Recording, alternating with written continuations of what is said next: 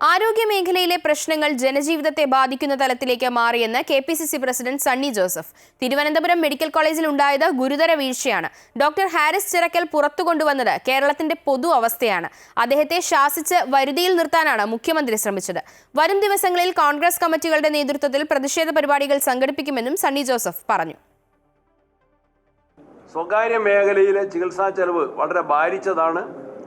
അത് താങ്ങാൻ കഴിയാത്ത സാധാരണക്കാരും പാവപ്പെട്ടവരുമാണ് ഗവൺമെൻറ് ആശുപത്രികളിൽ ശരണം തേടുന്നത്. അവർ ഇന്ന് ഗത്യന്തരമില്ലാതെ അവർ വലിയ പ്രതിസന്ധിയിലാണ്. അവരിൽ നിന്ന് പിരിവെടുത്ത് ആവശ്യമായ ശസ്ത്രക്രിയാ ഉപകരണങ്ങൾ വാങ്ങേണ്ട ഒരു ദുരവസ്ഥയാണ് ഈ ഡോക്ടർ ഹാരിസ് കേരളത്തിൻ്റെ പൊതുജനങ്ങളുടെ മുൻപിൽ അവതരിപ്പിച്ചതെങ്കിൽ അത് ഉൾക്കൊണ്ട് അത് അംഗീകരിച്ച് അത് തിരുത്തുന്നതിന് പകരം അദ്ദേഹത്തെ തിരുത്താനും അദ്ദേഹത്തെ ശാസിച്ച് വരുതിയിൽ നിർത്താനുമാണ് കേരളത്തിൻ്റെ മുഖ്യമന്ത്രി ശ്രമിച്ചത്.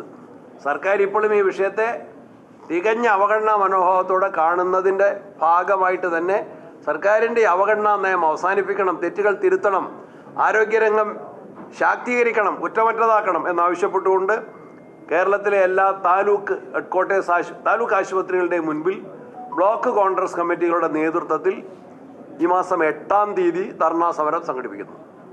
ഈ മാസം 8-ാം തീയതി എല്ലാ ബ്ലോക്ക് 280-ലധികം വരുന്ന ബ്ലോക്ക് കോൺഗ്രസ് കമ്മിറ്റികളുടെ നേതൃത്വത്തിൽ സമരം നടക്കുന്നു. അതിനുശേഷമുള്ള കാര്യങ്ങൾ അതിൻ്റെ ഡെവലപ്മെൻ്റ് അടിസ്ഥാനത്തിലായിരിക്കും കോൺഗ്രസ് പാർട്ടി തീരുമാനിക്കുന്നത്.